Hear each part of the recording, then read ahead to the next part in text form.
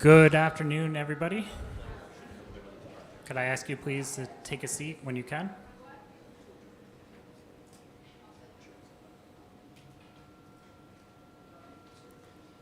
Good afternoon and welcome to T-Next Jewel, the library. We know that many of you have been here on Sunday afternoons with either the movies or some of the other programming, but we're here to talk about the planned renovations that we intend to undertake at the library.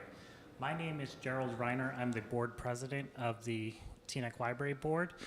Unfortunately, Jeff Schleck, who is our architect, is sick and unwell due to the air quality. He got an upper respiratory infection, and we considered zooming him in, but you can't hear him, so when he lost his voice completely. So we do apologize for that.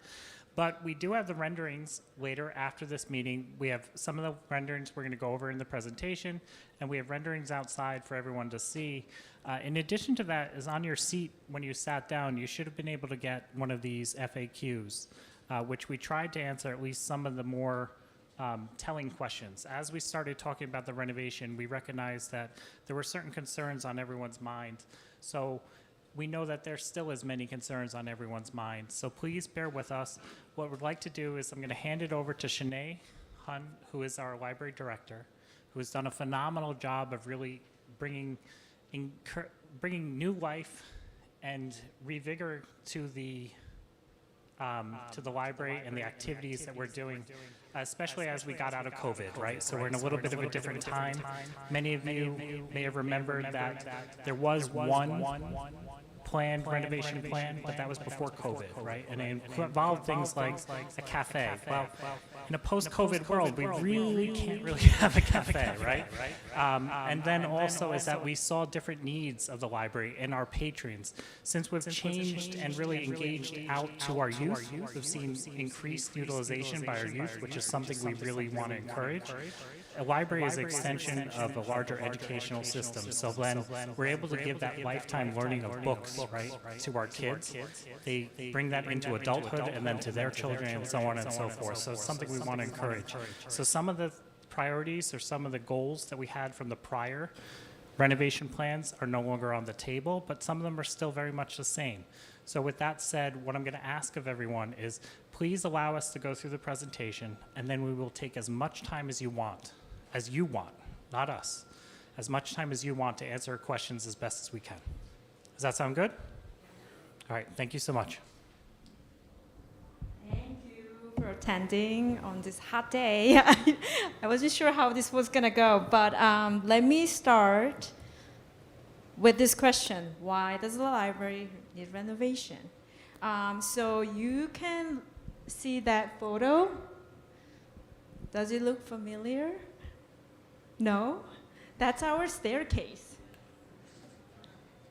Now it looks familiar, right? And that was added.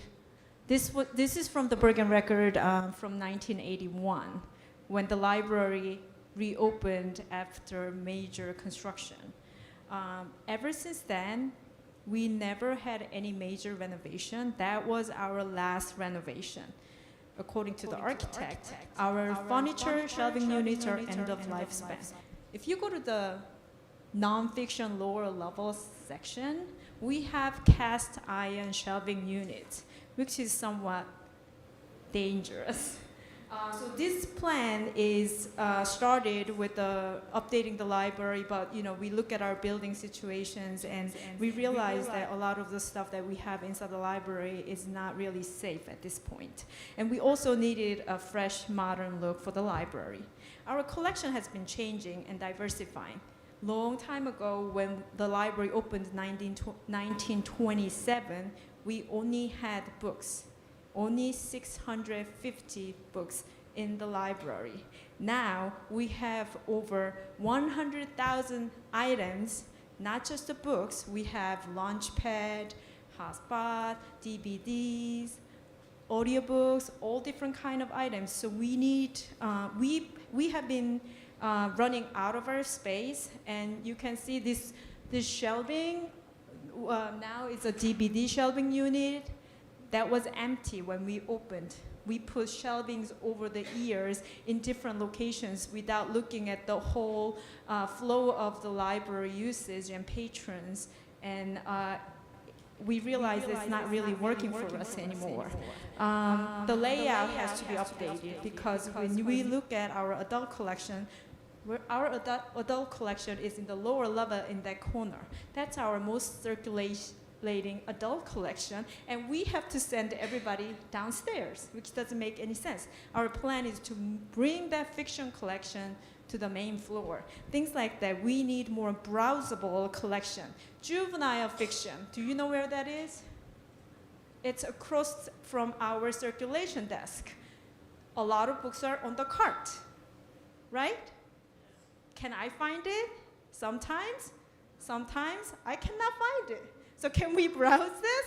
Not really. So we are trying to make these books and items browsable for all our patrons.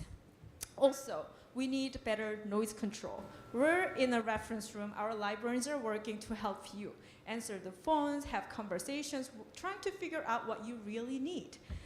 And we get shushed. Shh. Because our reference room is also a quiet study area. So over the years, we learned, okay, this layout is not gonna work for us anymore, and we decided to change whole library layout during the renovation. So what's the major changes this renovation is bringing? One is the bathroom. We don't have a bathroom on the main floor in the library.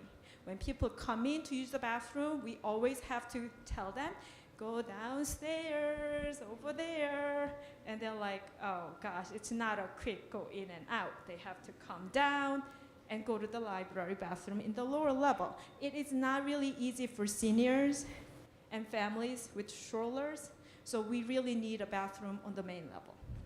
Another major change is adding a designated teen areas. Our current teen service area, where our collection for teens is in the courtyard, which is very open space. There's no seating for them, there's no study area for them. Over the years, teen population has become an important part of the library patrons. We've been focusing on adults or children's, but teen is very unique. They don't want to be with children, they don't want to be with adults. They need their own space. So we wanted to recognize teen populations and students as our important patrons and give them their own space and have an enjoyable experience at the library. This is good for all of you too, because they're not gonna be on the main level, they're gonna be in the corner in the lower level. So they're not gonna be interrupting you when you're browsing your books or looking for something in the library, because we often get adults complaining about the teens. Also, when teens are in school, that area will be used for other purposes. When we have mahjong program, they can do it there. Or if you need a small meeting area, we have 4 tables planned to have in the teen services area. So we can let you use those for other purposes. Other changes. So our staircase from the main level to the lower level, that is not safe. It's not up to code, so we have to redo the staircase first. Also, all the service desk areas in children's room, reference room, circulation desk will be all redone. We are also shifting our collections. Our fiction is going upstairs to the main level. Our juvenile fiction is coming out to the courtyard. Our magazine collection from the lower level goes upstairs to the reference room. I'll take your questions a little bit later. Okay, thank you. Courtyard. It's a fair clarification. So this library is actually composed of about 3 buildings. So the courtyard is in between the reference desk, in between the reference room and the circulation desk. So that, at one time, yes. Yeah, in the middle of the library. Yeah, yeah. There used to be a grassy area, I heard. We're also moving our quiet study area, like I said, from the reference room. It's gonna go into the fiction collection, which will be also a quiet study area. We are also modernizing our children's room. You can take a look at all the renderings outside. I put it along the walls. So this is the plan. So I'm going to explain so that you can understand where you're looking at. So this is the entrance area, vestibule. This currently juvenile fiction area will become media. So we are putting all our audiobooks, DVDs, and other children's media materials will go in here. This is our current circulation desk, and it will remain there, but the layout of the desk service area will be changed a little bit. We are handling a lot of volumes of loan requests from Buckles, and we always don't have enough shelving areas, so we're adding double shelving here, and we're also adding another area here for to have the books on hold. Right now, we don't really have a work area for the staff in the back, so we're creating staff work area here. This is the elevator. We're adding a public bathroom right next to the elevator. So you can access the bathroom this way. Another bathroom in the back is for the staff. You probably don't know, but we sometimes have, a lot of times, we have a line of staff members waiting to use the bathroom. So that's why we're creating another bathroom on the main level so that my staff don't have to go upstairs to use the bathroom. This area will become a fiction for adults. Like I said, we have a quiet study area here. So we have study carols, 12 of them. And then we also have study nice sofa here and here.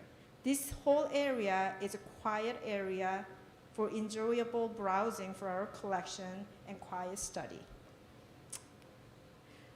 This area is currently our new collection for adults that will have 4 small tables for people to just sit down, study, or ESL tutoring, different functions there. Also, along the walls here, that will be all new adult materials books here.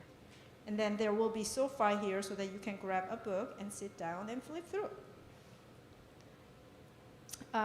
This area will be juvenile fiction, which is moved out of this small area and then put it here, and then also along the walls we'll have juvenile graphic novels as well. Children's area remains mostly the same. We changed the layout a little bit so that it will work. We also wanted to give them a computer here, so these are kids' computers, kids' study tables, kids' collection here, picture book area here. Our reference desk, we are putting all our public computers together. We're gonna have 8 of them after the renovation. And then these are lounge furnitures. We'll have magazine here so you can come and grab and sit down and have some conversations with us. That's nice too. Okay, I'm gonna move to the next. Our lower level, we're not touching our auditorium, this area, and our lower bathroom. The reason is that we wanted to maximize our funding sources, and we also wanted to use other grant opportunities to renovate this area and the lower level bathroom. This area, currently adult fiction area, will become young adult area. We wanted to give them some space, even though we're not creating a wall. We wanted to give them some sense of their space. So we are blocking this with the shelving and another shelving, and inside they have their own furniture for their volunteer meetings or after school activities. Of course, you can use it when the teens are not in the library. And then the staircase will be redone. All this collection will be nonfiction collections for adults. Also, we have a big, you see all the boxes out there? The boxes will be stored in a high density storage area in the back. Because we don't use it every single day. We access it when we need them. So this is gonna be the main entrance area. You walk in through the library here, and then the staircase will be redone. And then this is our service area. So we'll have one staff member standing here, another staff member standing right here. This will be all flooring, the desk, walls, ceilings will be all new. And if you go along the line here, right next to the elevator, there will be a door to the bathroom. So just to point out on this, so this circulation desk, the reason why it's being reconfigured so it works better for you. So that way we're able to check you in and check you out. And like Shanae said, the number of volumes that we process on a monthly and quarterly and annual basis is the most, right? We're the most of all of the buckles, all the 77 libraries in Bergen County and beyond, because they actually have some membership in Hudson and Passaic County. So that space there being reconfigured, although it won't be accessible for you, it's going to be a big benefit to you because it means that our staff is going to be able to sort out books a little faster, a little bit more organized, and then you'll be able to get your reservations more timely, right? It may take as much as, I'm not exaggerating sometimes with the volume, 3 days to process a book, right? And that feels excessive because it's, but that's just space. Right now they have a 2-stack cart and a couple bins, and they're processing 40,000 books out of that, So this works better for staff, which then will have a result for you. And I just want to point that out because it isn't going to be a tangible thing that most people see, but it is going to have a dramatic impact in hopefully improving services for you. This is a look in the middle of the library from the reference room. We'll have 4 tables for you to sit down, do whatever you want to do. And right here, it will be a bathroom. There will be a water fountain and the elevator, and then our staff area. Our staff is here to help you. You see, we also have comfy sofas here, another one here for browsing the new adult books. This is the reference room. We're redoing our desk area. So we have public computers here. We have our magazines here. We'll also have lounge chairs here for you to sit down and grab a magazine to read or ask us questions. This is the children's room. It's very colorful. We wanted to give some color and modernize the look of it. We'll paint out all the panels along the walls, and then we'll create this round shape of shelving, and then we'll have a bulletin board here so that people can check out what's going on. We'll have a self-checkout here in this room, and this is the desk area for the staff.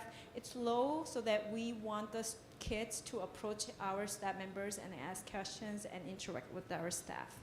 And we always have storage issues, so we wanted to have some storage area in the behind the staff work area. As you can tell, our shelvings are very colorful. We'll have 4 different kids' tables in the room.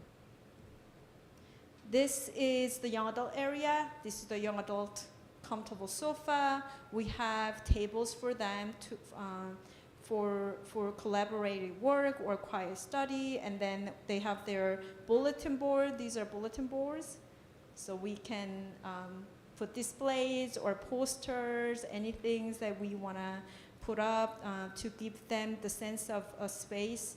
It's their space. And you can see the floor will be all redone. It will be all repainted. The issue in this room was outlet. When I was talking to the architect, this is the old building. So we have an issue without spending a lot of money to upgrade the electrical power sources. The lower level, we only have the power outlets on these poles. It will remain the same, unfortunately, because it's very expensive to drill the building. So we are going to purchase these portable chargers that people can borrow at the staff desk. The other areas upstairs, we have this new technical threading that goes, the power source goes under the carpet. So we will increase the amount of outlets throughout the building. So how are we going to operate during the renovation? You probably heard we're going to operate in the New Milford Library. We need to have a one location in Buckles so that we can tell them where the default library is gonna be when the library is closed. So residents are, if you don't select your pickup location, it's gonna become New Milford Library. And any TNEC related items will be delivered to New Milford for staff members to process. Of course, you can, when you request an item online, you can select a pickup location. If Pagoda is closer to you, you can go to Pagoda. And also there is a way to save preferred pickup location, so you don't have to change it every time. It just shows up automatically. Our programs, of course, we cannot continue the same level of programs right now. We do a lot, as you know. We're trying to just continue our core services and programs. So for children, we are going to continue our programming at the New Milford Library. Our two children's librarians are going to be assigned there to work with the children's librarian at New Milford, and all the programs offered at New Milford will be offered to both communities. For adults, Friends Friday programs are going to be continuing in person in council chambers twice a month. Other programs are going to be mostly virtual. Like, we're trying to continue our popular craft programs. You'll probably register and come to the township building, pick up the materials, and actual craft will be virtual. For our teens, they're also gonna have programs virtually.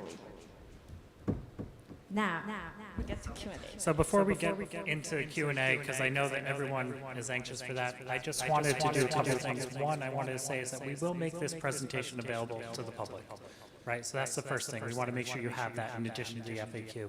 Secondly, I want to thank certain individuals for being here, particularly Sandy Silverberg, Friends of the Library, without which we would not be able to do many of the programming that we have, and who attends our board meetings, and although doesn't technically have a vote, her voice matters to us, right? Like when she speaks,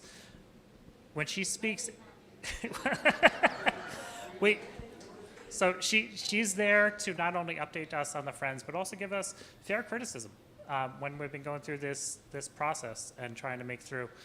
Other individuals, I want to thank Chandra Young, who is on the library board, and Benji Bernat, who's also on the library board. And then Mayor Mike Pagan is here. I want to thank him for being here, because without the mayor and council's support, I don't know how many of you know, but TNEC Library is funded almost $1 million more than the statutory minimum, right? So it's a tremendous value that our mayor and council has traditionally always put onto our library. And then without their support, we wouldn't have access to capital funds to even undergo or contemplate these kind of things. In fact, the capital was obtained over the past 5 years, like with different authorizations over time, right?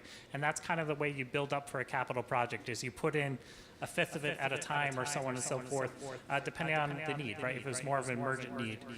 And then lastly, as you can see, we are prioritizing the stakeholders in our staff, right? We are really reaching out to them to find out how does the public interact with our library space, while at the same time we're increasing the utilization for us to sort out books. And most importantly, and it was a little scary to find out, right? Thank goodness for Title 59 insurance exemptions.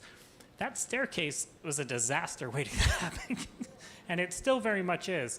To find out it was out of code, and then that explains why did we put shelves around the staircase? Well, was to prevent kids from falling down, partly. The other part was because of space. So I'm being lighthearted about a very specific situation, but that's also something to recognize because a staircase isn't cheap, right? Because it's a structural element. Most of the things we're touching at the library are not structural, but the staircase very much is a structural element because it kind of floats and it also helps provide some additional support to the second floor. So with that, we're going to open up to questions. What I'll do is I will come in, and we're just going to ask you to speak into the microphone for the question because we're recording this also on YouTube, and you'll be able to watch it and send it and share it around. So we wanted to make sure that everybody has the opportunity to hear you. So we'll start with Sandy. Thank you. Thank you, everybody, for coming. And I especially appreciate almost the entire board of directors of the Friends are here. So I'm not here by myself. So hooray to the Friends of the Library. Just two things for now. One is a little clarification. Where is the library and also therefore the Friends of the Library mail going to wind up? Probably Township Building. At the Yeah. Township Yeah. Building. Okay, that's... We also have a Teaneck Historical Society, and we have to talk Right. to the post office to change our address temporarily. Thank you, Yeah. because that was just a clarification. The other thing is a concern I have about the water that is likely to and has come into the building. There's been flooding, it comes from underneath this particular part of and so if you're going to use this area for storage, which I'm so happy to see it leave where it is, I have some real concerns about the plumbing in this area. So first and foremost, to address the specific issue in this room, when the stacks are going to be boxed up, they're going to be boxed up by a very specific library services company, which is to make sure that, one, they're organized in the right way, and then two, that they're stored in a way that if something should happen, they're protected.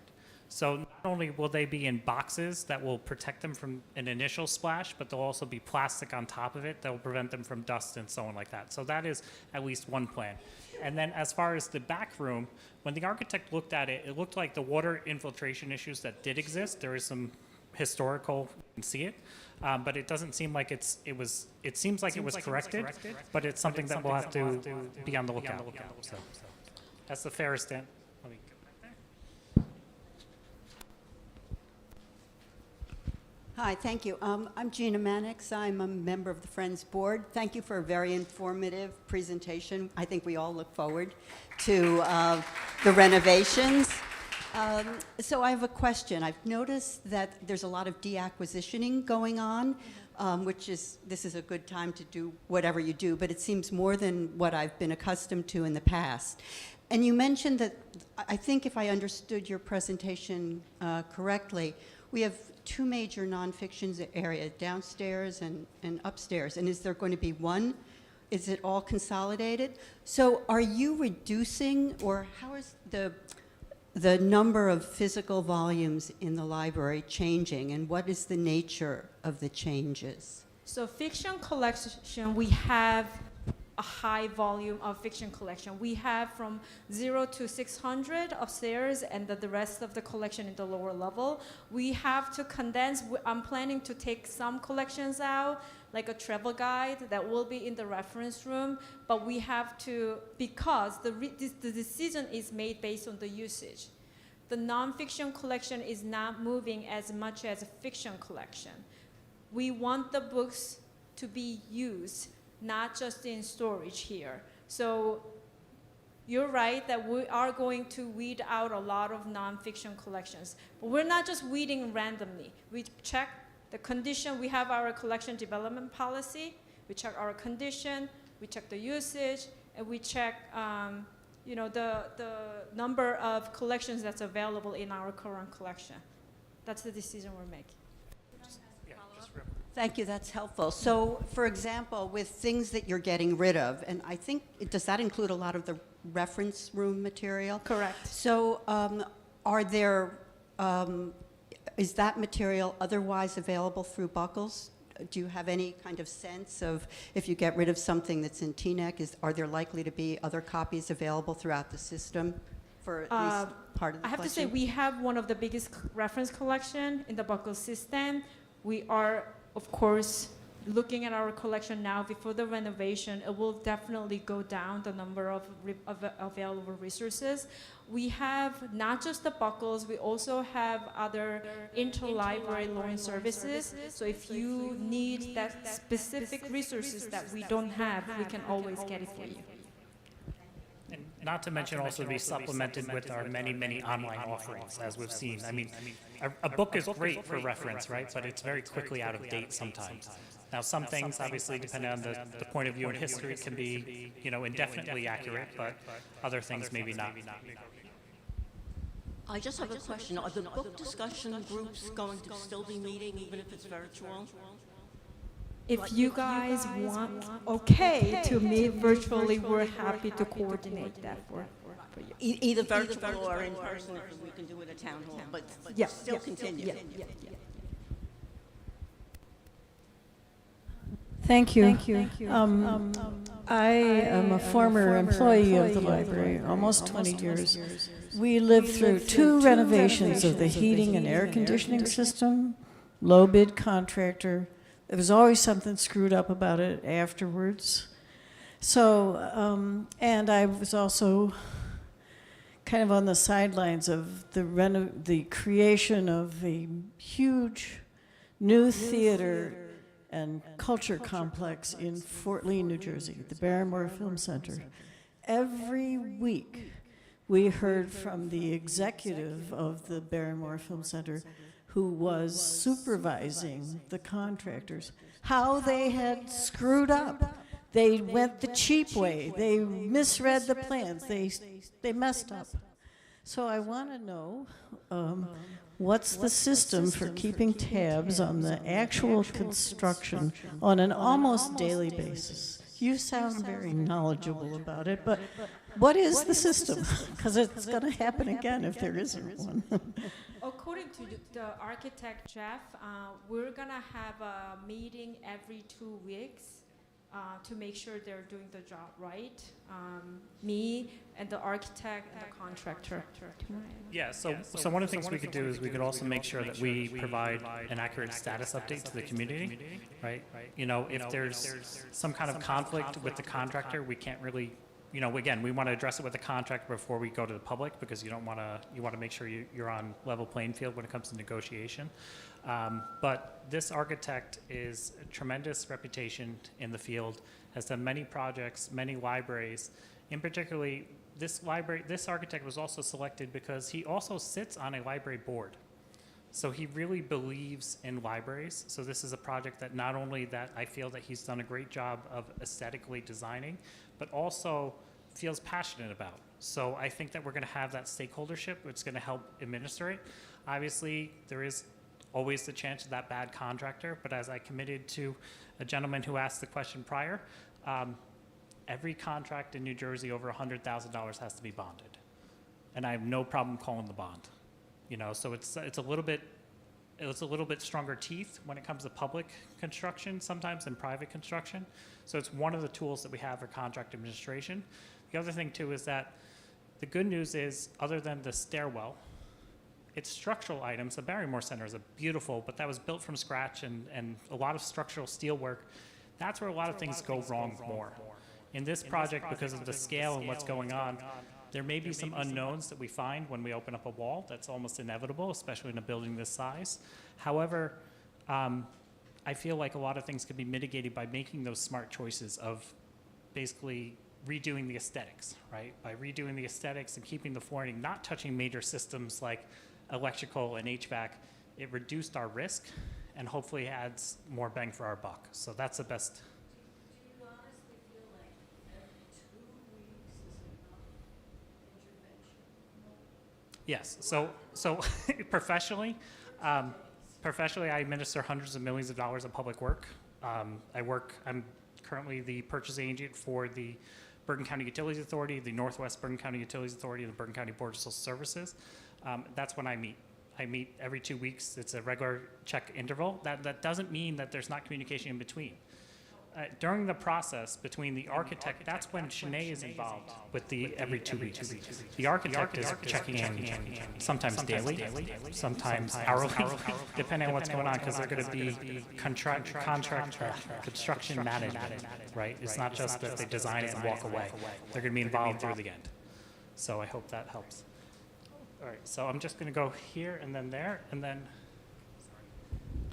She brought up a great point about communication. What is, if you can explain the plans of communication to the community, as well as being that September is a prime time for schools to be visiting and getting new library cards for the kids, how are you going to communicate with our superintendent and, you know, let them know what's going on? So we'll definitely create a page on our website where we'll have all the historical, like the information that I shared today, our recording of this meeting, and some of the tutorials, how to change the Buckles catalog. All that will be one page, and then updates will be show up on the top. So we'll continue to update our construction, how it's going, and so that, you know, you're probably wondering the library shut down for 9 and 12 months, and then not knowing what's going on in the library. I want to share the progress of the project as well with the public. Also, we'll send out twice a month. There is an e-newsletter that goes out. You can send me your email addresses to be added if you're not receiving it right now, or you can register for it on our website yourselves. So check our Facebook or Instagram also. Okay, hi everyone. Denise Belcher, Councilwoman. I just wanted to ask the question architecturally about the retention or the historic preservation of some really interesting points of our library that I think we all have come to love, particularly the reference area with the windows and the trim and the various different things like that. I just want someone to speak to how we are historically trying to preserve those wonderful points. And I apologize for not recognizing you before, but Councilwoman Denise Belcher is here. I want to definitely give her credit for being here. So the paintings, we're not touching them. The murals. They're being restored. They're not being restored. They're not being touched. They're just going to stay. So none of that changes. Everything is going to be from like basically eye-line down, and then some reconfiguration. So none of the historic elements should be touched. We always have to be careful with that. New Jersey has very strict regulations for the State House Preservation Commission whenever you touch certain elements. Luckily, this library overall was never named a historic building. Otherwise, the cost would go even higher. But for things and elements like that, we wanted to make sure that we didn't touch them at all, because there's, you know, again, that's part of what makes this library special. We see it every day with things like the post office up in Fort Lee. They're going to tear that thing down, and it has these great FDR, Great New Deal murals inside. They're just going to be lost forever, right? We never want to take away from our history. They're saving it? Even better. I apologize. All right, so I'm just going to, just because he's closer, I'm going to go here, and then I'll go back to Because I come from an engineering background, and because I've spent so much time here in the library, I've been concerned that even when we've gone through these prior changes, we still have single-pane insulated windows or non-insulated windows in the children's area. So will there be improved window insulation? No, the answer your point very bluntly is no. The reason for that is just the cost, right? The cost elements to be able to do the windows in a future project, or as we look at other energy savings opportunities, there might be a way to include the windows and the HVAC in what's called an energy savings improvement program. It's something TMX Schools has done very successfully multiple times now. I think they've done it 3 times in the past 25 years. And you know, again, it goes back to what do we need to fix. If you haven't noticed, we have done some energy improvements. We have changed everything out to LED, but that was also because we were provided some funding from PSE&G. I'm just going to go back there before I come back. And,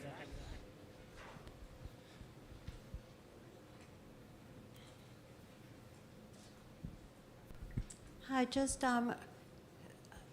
expanding on Councilwoman Belcher's point. Right now, there's some display cases for historical material, and there's a piece of the red oak. Will there be any areas for maybe archival displays and some historic things? Those archivals, the paintings and the pictures will be probably placed in the staircase areas. And I'm planning to install all the pictures, all the historical stuff in there so that when people go downstairs using both staircases, not the middle one, we have both over here and here, that people can kind of enjoy those history and learn about those. That's the plan. It's unfortunate that we're not renovating the bathrooms down here. They're in terrible shape. Two minor improvements you could make, like having one of the toilets work and having grab bars put in. I'm sorry it's not being part of the new, renovation program. No, and we definitely hear you. I don't want to undervalue the need for the renovation of the bathrooms. There's two things that were facing us. One was tremendous cost, and although it seems like we could just put some bars and everything like that, the partitions can't necessarily support the weight for an ADA accessible, right? So it's not always as simple when you're talking about public construction. The other thing too is that we need to have functioning facilities before we can undergo and disturb those bathrooms. The patchwork of plumbing and everything like that, we're not really sure if you can just shut off one, if you could shut off both, or whatever the case is. So it's kind of chicken and the egg. You almost need the one upstairs first, and then you can tackle the bathrooms down here, right? Now, we are working with the township maintenance staff, at least for the time that we're still open. They did do some things, I think, in the men's room where the toilet didn't work, so then they just replaced the toilet. So we've been able to get the maintenance staff to do more aggressive maintenance, but the cost for bathrooms and so on like that, it's, again, chicken or the egg. You need the functioning facilities upstairs, so that way you can have the building open to the public, and then you tackle it on. But the grant funding that we're looking at for hopefully tackling the bathrooms is something that Shanae has actually successfully gotten in her former employer. It's called the Community Development Block Grant from the County of Bergen. So that can be used for very specific things, and it's very limited and narrow what you can do. But one of the things you're allowed to use it for is ADA accessibility. So upgrading those bathrooms is definitely an ADA accessibility.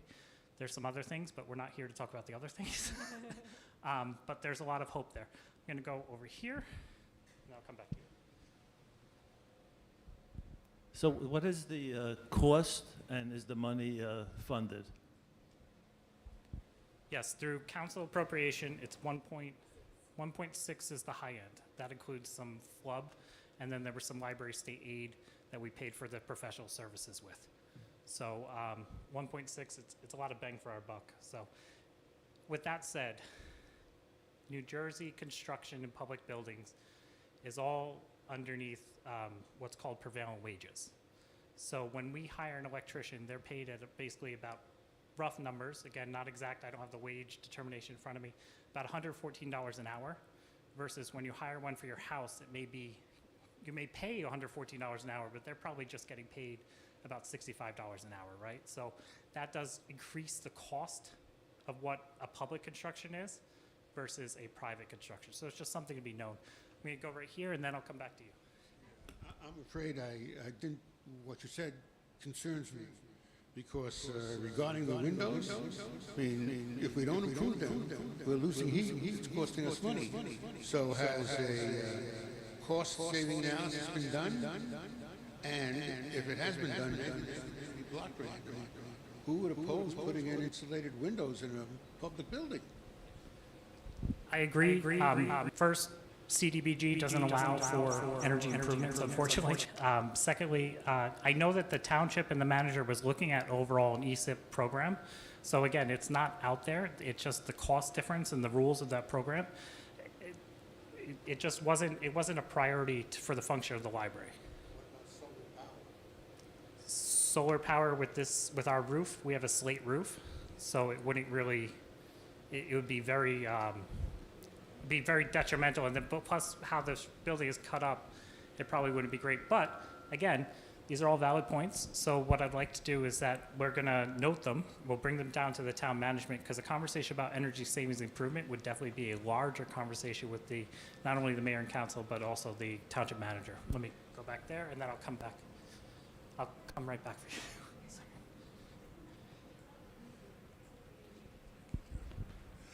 Hi, my name is Darrell Green, and I came late, so please forgive me if this question was asked.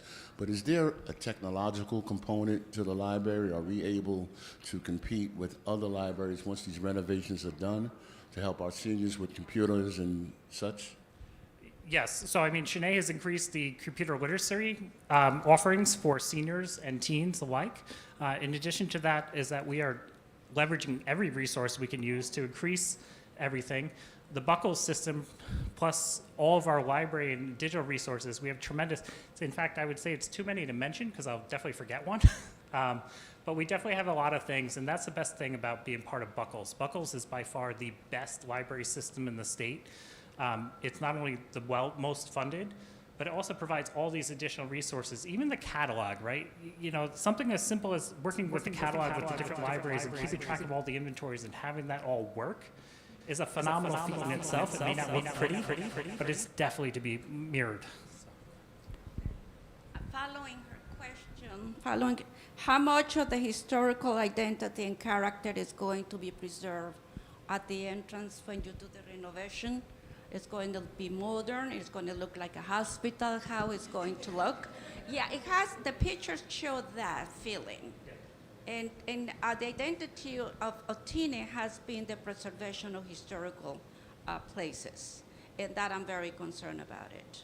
And the second question will be, are you preserving our art, the gallery, the art gallery? The art gallery will remain the same. We are not painting, we're not touching the brick walls. We're just trying to give new fresh coat of paint, so we can enjoy the fresh look of it. Yeah, so my question was, you know, how much of the historical identity and character of the town you're going to preserve? So I feel strongly that we are preserving all of it, right? We're updating some of the aesthetics. We're not taking away from the character of a library. It's still very much going to be the Teaneck Library. We're going to see those brick walls. We're going to see those murals inside the reference room. We're going to find a place for everything that exists here. You know, everything exists here today, and make sure it's there in a place that people could see it. How many people in this room know that there's a Maddie Feldman, I'm sorry, I'm going to get murdered if I say Maddie Feldman section of the library, right? So only a handful, right? But right around the corner, it's something I happened to like accidentally find, is in the dark stairwell is this, all these archives and these awards that Senator Marty Feldman, oh my goodness. And it had to be recorded. It's this great little treasure, right? So then by relocating these things and putting them in places that you're gonna be able to see them better, right? Or even the, you know, the oak tree. Now, the oak tree piece will be moved, but it will still be here. And you'll still be able to find it, you'll still be able to see it. So we feel we're not touching the historical character, just like when the schools did the Theodore Lacey School, right? You took a Eugene Field school, they updated it to meet the needs that they had for the district of today, but they still kept it. You know, it's still part of Teaneck's history. So we feel strongly that we haven't done anything to degrade the resources that we do have. So we go here, and then I'll go back to Sandy, and then I'll go back, and then I promise you're again. Sorry. Hi, I'd like just some further clarification on all the things that are being deaccessioned. I know you mentioned some of the reference books and other nonfiction, DVDs, whatever else is going to be deaccessioned, which I know is something that you have to do regularly over time because that's, you know, just in order to keep things coming in and coming out in enough room. So where else may be taken from, and to what extent? And I know that clearly you're upgrading more media accessibility and things digitized, which is important and definitely state-of-the-art for contemporary libraries, which we need. But I guess one of my concerns, and perhaps others too, is the balance of physical books and things against the digital, because we need both, and you have to have both, and So what is your sort of vision or understanding or feeling about how we keep those, those collections, both the physical books that we need and all the other DVDs too that we use, and updating and being digitized and having all that accessible and having that be an important component of the library as well? Well, we continuously monitoring our circulation uses. Definitely recent years after the pandemic, we see the spike in the uses of the digital materials. So we have been increasing that too, but we also purchase significant amount of physical materials for our patrons, and we are not really seeing a big drop in our acquisitions of physical materials. So we see like music CD collections we just got rid of, and because it was not being used as much, and we have to anticipate future use of different resources, and we see the DVD will be the same case eventually. So we are not just spending it to spending out. It's just about what you guys need, what your usage is, what your need is, and depending on that, we are trying to provide our collections and services. I have a question about how did you determine to go to New Milford Library? I'm looking at their website and their hours, and they're very limited compared to Teaneck, and they're closed on Sunday, which is a big, I thought we were the largest library, or the library in Bergen County to have the most people. Plus, if we have questions, it says call you or go to New Milford to find our staff, but it's not during the hours that we might be available, want to go.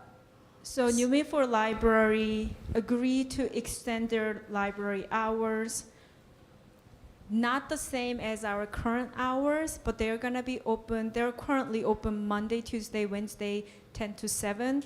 They're gonna extend their hours 10 to 8, and then they're adding Sunday hours 1 to 5, with our staff members working there. The reason we're going to New Milford is that their building is spread out. There are decent-sized library to accommodate our volume of materials and our staff members. That's the main reason we decided to go there. Again, I just want to reassure everybody, I'm very proud, and I'm sure Shanae is, vastly responsible. Our modern digital technological level, I think, is fantastic.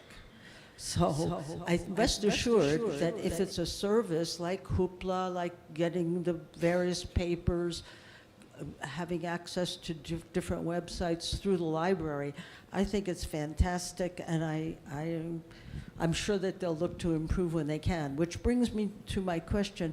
The Friends of the Library encumbered a lot of funds last year to put up a digital bulletin board.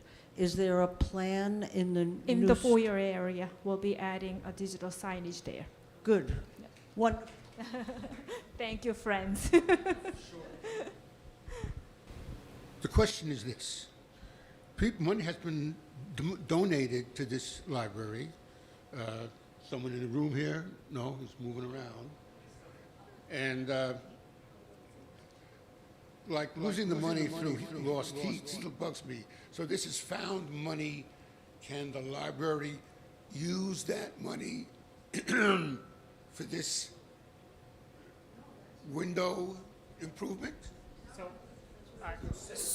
Yeah, so technically speaking, Bill Orr, who is here, I can't thank him enough, has generously provided a matching opportunity last year for the Friends of the Library, who then will use those resources and work with the director to identify things in the project. So the Friends don't fund capital, right? But they will fund fixtures, right? Fixtures, so like seating, shelves, that kind of stuff and everything like that. And it's just a long-standing rule that the Friends have, and as our partners, we respect them dramatically. So they will work with the director to identify what pockets, and then that way that's also not only known, but we also recognize the Friends, right? Because we want to recognize for their efforts when we can. So I've been ignoring this side of the room, and he is being very patient, so let me get this question first, and then I'll come back to you. I apologize. No, I was doing both, but a lot of new libraries today have conference rooms and 3D printers. Did we ever give any thought to that, or was it just a budget item that you couldn't handle? So conference space is very difficult. We have very limited footprint, right? In order to expand the footprint, that would extend our costs dramatically, and plus, who knows what happens once you dig out here. We don't know if the soil is hot. We don't, I mean, contaminated, sorry, or any of those kind of things. We never did geotech out there. So expanding the footprint in order to add a conference room is very difficult. As for 3D printing, we have our Maker Day, and we do engage some of our youth when it's 3D printing, but like many things, unfortunately, what happens is they're very popular for a very short term, and then they kind of like go back. So we do have one, and we do engage with our teens and our youth when it comes to 3D printing, but it's not as highly utilized as it was the first day we got it, right? So. And then, sorry, I'm getting dizzy. Thanks again. This is jumping kind of into the future, but what's your vision for that area dedicated just for teenagers, having served on what we called Teen Patrol back in the day, when they were spread out all over the building? I mean, that seems to me to call for a staff position where that person cultivates the kids, gets to know them by name, works with them as a presence down there in the afternoon. So is there a plan like that in place? We are currently offer a lot of after-school programs for teen populations. We have Tuesday programs, Thursday programs ongoing every single week. Our team librarian is working closely with our teen students, and she knows them by their name. So we'll continue. We just want to give them their own space. We're going to do a lot more, enhance the relationship with our schools and the teen population, and I think the renovation will give us more opportunities to do that. Is there any additional? Yes. During the bidding process for the contractor, is the library required to pick the lowest bidder? Yeah. So yes, the library is required to pick the lowest responsible bidder, and that is in accordance with the local public contracts law 40A11-1 sec, you know. I could actually go further, but no one cares. No, but that's the truth is, so that's why specifications matter, and that's why it was so important to have the right design official. When you have the right design official, you're more confident in the ability to get a better contractor because there's less that's left up to chance. Frequently in public bidding, the projects that kind of go awry are those that leave a lot to like shop drawings or design after the award, right? And anytime you don't define that, you're limited on your enforcement tactics. So we do feel strongly that this is a good plan and that we will achieve the lowest responsible bidder that will get it done. So with that said, we also have built into the timeline a little bit of fluff just in case, right? So in reality, we anticipate that it's only going to take about 8 to 9 months, but for planning purposes, we're saying a year, right? Just in case. We don't want to shoot ourselves in the foot. So additional questions? Really? A TNEC forum with no additional questions? Are you sure? No, well, Shanae is always willing to answer emails. We also have the email specifically for questions about the renovation. So feel free to email. We're going to be continuously monitoring that email. Yeah. We'll be happy to answer any questions you have. And the very last thing I just want to say is that Chandra mentioned community engagement, right? Part of our network is also you guys. You guys have attended, you guys have been here, so please tell people, you know, and if they have questions, reach out to the library, and we will do our best to get them answers right away, and we're going to have all these resources available. And join the Friends, because Sandy will definitely update you. Thank you. In the bag, we have information about Bergen County Ride Connect program flyer. If you know anybody who needs a transportation system, please feel free to grab one today. Thank you for attending the program.